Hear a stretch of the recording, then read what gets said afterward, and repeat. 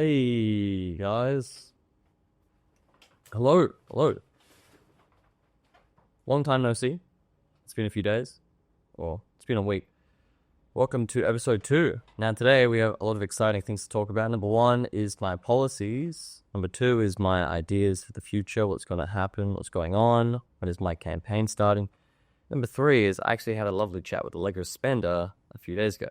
So let's start with policies. Now, in my last video, again, thank you so much for everybody who watched that video, who subscribed, who liked the video, and who mentioned something in the comments. A lot of people were talking about my policies. What are my policies? And fair enough. Well, today I have officially released my website, michaelrichmond.com.au. So you can see all my policies in full on that website. So today I'm going to be talking a little bit about my policies, but if you want to read everything in full, exactly why I'm doing certain things and how I'm going to do it, check out the website. So, what are my policies? The first one is climate change. Now, climate change seems to be a really popular policy to talk about for all candidates in Wentworth, but my approach to climate change is a little different. Now, Allegro loves to promote renewable energy, and I agree, renewable energy is really great, solar panels and wind turbines and stuff like that. It's great, it's clean, it works. The only issue is it's not sustainable. What I'm trying to say is if it's a cloudy day, then you don't really get much power from a solar panel. And if it's not a very windy day, you don't get much power from a wind turbine. So the issue here is that as we're getting more and more people coming to Australia and we need more and more power, we need an energy source that is reliable and consistent, because solar panels are kind of like this. They go up and down depending on the weather. Now, if we lived in the UK, solar panels would just be super obsolete because it'd be raining every day. It's cloudy every day. In Australia, we get a lot of sun, which is great. But in winter, we don't get as much sun. So what happens then? So my idea and thought to approach this is using nuclear. I think nuclear is very clean, it's very sustainable, and in Australia, to me, Australia is the perfect place to do it. We have all these uranium deposits, so we don't need any we don't need any imports, and we all live on the coast, and so we have that really fresh, clean water supply to cool down the fuel rods. And we don't really experience the really, really bad natural disasters that can destroy nuclear power plants, like that one that happened a few years ago in Japan, where they had the tsunami and then the earthquake. We don't experience earthquakes or tsunamis. Now, we do experience cyclones up in Queensland and on the top part of Australia. But here in Sydney, Melbourne, and Victoria, the worst we experience is maybe a drought or a flood or a hailstorm, but nothing major that can completely melt down the power plant. So I think nuclear is the way to go. Now, I don't want to completely avoid and get rid of solar panels. I would like to make solar panels more accessible for everybody as they become more and more efficient, because I think if everybody has solar panels, firstly, it will reduce the electricity bills, so obviously it puts less pressure on the energy grid, which is great. As more and more people come to Australia, that's what we need. And also, the amount of emissions that comes out of these fossil fuel and coal generator factories is just not great. Obviously, it contributes to climate change, which is really bad, but what I'm mostly worried about is the effect it has on us. Now, in the emissions, there's actually hormone disruptors, chemicals that disrupt our hormones, which is bad for men and women. And I don't think we want that. It can increase our chances of diabetes, increases our chances of heart disease, Alzheimer's, and obviously cancer. And I don't think anybody here wants that. So my main goal isn't to stop climate change, it's to stop us from getting sick. And the quicker we can get rid of fossil fuels and coal and get rid of these toxic emissions, the better. Now, my main focus in the future is fission. Fission energy is, in my opinion, the best way to get energy in the future. And at the moment, it's an emerging technology. There's no real... it's not generating more energy than it's importing, which is bad. But over the past 40 years, it's really grown, and the amount of energy it creates is way greater. So I think in the next 10 or 20 years, we're going to see a lot of fission energy being introduced to a bunch of different countries. And I want Australia to be at the forefront of that. So I'd like to fund fission energy. My next policy is noise pollution. I think noise pollution is awful in Australia, especially if you live in Sydney or Melbourne or Brisbane or any of the major cities. There's a lot of noise, too much noise, and people really neglect the damage that noise can have. Now, obviously, it increases your chances of going deaf, and I don't think anybody wants to be deaf, but it also reduces our sleep quality. Where I live, there's a lot of construction at night. usually between 12 and 3 a.m., which disrupts the sleep of everybody in this area because it's kind of like a little echo chamber, like it bounces around everywhere. So my sleep quality is reduced, and everybody around the area sleep quality is reduced, which is obviously bad for a number of reasons. Sleep quality reduction obviously affects our productivity at work the next day. That's the immediate and obvious effect. But it also increases our risk of diabetes, Alzheimer's, heart disease, because it affects our hormones in our body, and reduced sleep quality means like our brain can't flush out all the negative chemicals that are in there each day. So I want to create sound barriers, put more restrictions on construction, stuff like that. Now, my biggest policy, I think, going into this election is mental health. I think mental health is huge at the moment. Obviously, in young people, it's actually insane. The amount of suicides, the amount of mental illnesses that we've seen, depression, anxiety, schizophrenia, BPD. It's at the moment, we're in this huge epidemic of mental health. So I think we need to fix this, because if we want strong Australians to take over the future industries, we need people to fix all their mental health and mental illnesses first.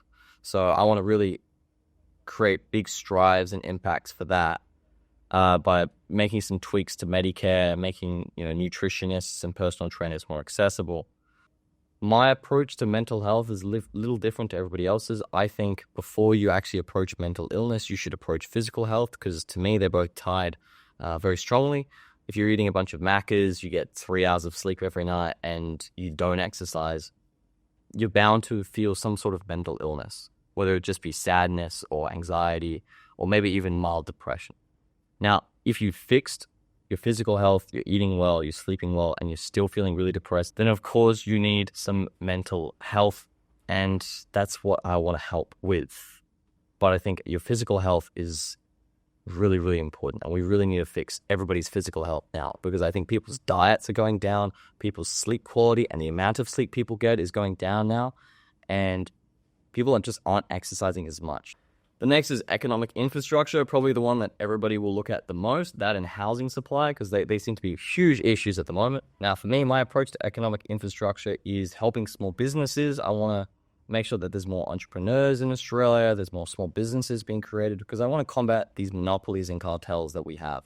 If you look in Australia, see all these industries, these really big industries that affect all of us quite a lot, are run by super, super large companies. And it's really difficult to get into those industries if you're a small business, because obviously they control a lot of the stuff. So I want to help these small businesses come up, because obviously a competitive market benefits everybody, the employer and the employees and the consumers, okay? If there was more supermarkets like Woolies, there was 8 of them, because there's so much competitiveness to lower the price, they're trying to get customers, all of them are going to lower their prices. So that benefits everyone. Finally, for economic infrastructure, in 2023, they do this survey where they check the exports of every country, and they try to measure their complexity levels. And Australia's complexity was 93rd out of 133, which is really, really, really bad. But that makes sense. Our exports are pretty much iron ore, silver ore, gold ore, it's not very complex. So what I want to do is I want to bring manufacturing back to Australia. Now, this used to be the case back in the 1950s. They did a lot of manufacturing, and it worked out really well. Our complexity rating was really high, and our obviously our wealth and GPT per capita went up quite a lot. But obviously you can't compete against China nowadays, as we're this global market. But I think bringing manufacturing back to Australia is going to be hard, but it would be really beneficial. So I want to make sure we're manufacturing medical goods, airplanes, jet fighter planes, weapons, ammunition, technology, solar panels. I just want to increase our exports and put Australia back on the map. Ooh, the big one. The big HS, housing supply. Now, how do I approach housing supply? Now, obviously, the first thing we've got to do is build more houses. It's all supply and demand. Okay, because there's so much demand at the moment and the supply isn't so high, obviously the prices are going to go up because people are willing to pay more for the house. So if we build more houses, that creates more supply, and demand will go down slightly. Now, another way for me in tackling this issue is just lowering immigration just a little bit. Now, immigration is a part of our economy, Our two biggest forms of economic growth is immigration and exports, our iron ore exports. So if I just cut immigration entirely, Australia would probably go down in our economic power and we wouldn't become as wealthy as we are today. But I would like to reduce immigration a little bit because I think there's too many people coming to Australia each year, which is obviously causing a lot of demand in the housing industry, and then housing prices are just absolutely shooting up. So if we reduce immigration slightly, a little bit, maybe changing the visas and how they work a bit, we'll get less people coming to Australia, less demand on houses, and then hopefully the prices will eventually come down. And I have this policy at the moment. This one's debatable, but I want to make changes to negative gearing. Now, I am running for the Wentworth electorate, and everybody here is very wealthy. It's a very wealthy electorate. So me making changes to negative gearing would probably not win the votes over. So I might need to get rid of this policy off my website and forget about it. But I think this would actually make a huge change just in Australia as a whole, to help first home buyers instead of, real estate holders. Because in Australia, real estate is one of the biggest wealth generators there is, okay, just behind stocks and bonds. So by making changes to negative gearing to tailor it towards first home buyers instead of, these real estate holders, it would make less people buy rental properties, which would reduce the demand on houses and obviously alleviate and reduce the prices of those houses. All right, the last one, government transparency. This one's pretty simple. I'm an independent. I'm not representing a party, so I could be as open and honest with everybody who speaks to me. Okay, I represent myself. I represent my policies. These are my thoughts and my opinions on each of the matters, whether you like that or not. Now, because I have so much freedom, I can be as open as I want. Okay, so if I want, I could really tell everybody nothing, but obviously I wouldn't win any of the votes. So I think it's just better and it's just more morally correct to just be open. So if I get any donations, I'll openly display them on my website. I'll be releasing a newsletter on my website monthly, talking about issues that we're experiencing in Wentworth and Australia and how we're going to fix them. And finally, if anybody has any questions about anything, I will answer them as openly and honestly as possible. Those are all my policies. Now, there can be changes that happen to those policies. I want to hear your guys' feedback and honest opinions on those policies because I would love to change them and make them better, to tailor them towards you. These are just my thoughts and opinions, and this is what I think would be best for Australia and Wentworth. But if you guys have different opinions and thoughts on each of my policies, please let me know in the comments. I want to hear all about it, okay? I love discussion. Join the Discord as well. Let's Talk Politics Aussie in the description below as well. Now, apart from politics, two other big things happened. I bought some books on Australian politics. I'll be smashing through that. I think it's about 700 pages of Australian politics, the entire history of Australian politics. So it should be a fun read for the next few days. And I actually met Allegra Spender, the current Wentworth Member of Parliament in Double Bay the other day, which was really interesting. I had a nice little chat with her. We talked about her policies, my policies. If she was running for next term, she is running for next term, so I will be competing against her. We talked about climate change. We talked about the Trump Kamala election. Learned a lot from her. She gave me a lot of great insights. I think Allegra is a fantastic MP. So it'll be really, really interesting going into this next election to see how everything pans out. Now, that's pretty much the end of this video, talking about my policies. Obviously, if you like this video, make sure to like and subscribe. And if you have any opinions, thoughts, disagreements, let me know in the comments below. I love when you guys send me comments so I can respond to them and talk about issues, okay?